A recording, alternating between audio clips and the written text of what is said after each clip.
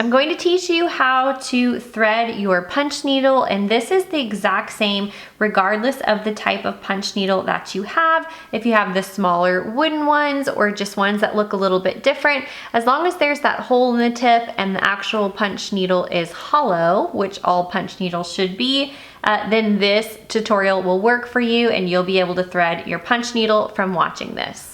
So the first step is going to be to take the needle threader. So if you buy your punch needles from my Etsy shop, it comes with your punch needle, the threader.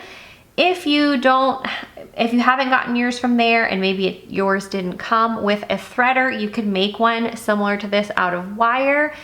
But to get started, we're going to take the kind of looped end of our threader and we're gonna go inside the hole at the tip of our punch needle. So we're going in, and it's important to note that we're coming at it from the back. So not from the front where it's kind of open, you can kind of see, not that side. We're twisting it around to the back and we're going in that way.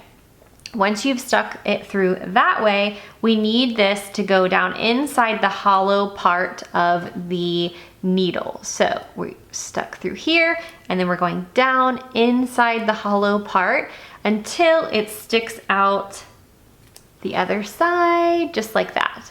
Now we're ready to go ahead and place our yarn here. So here's the end of our yarn. We're sticking it through, pulling it just like that. And then we're gonna go back to the top of our punch needle and gently pull.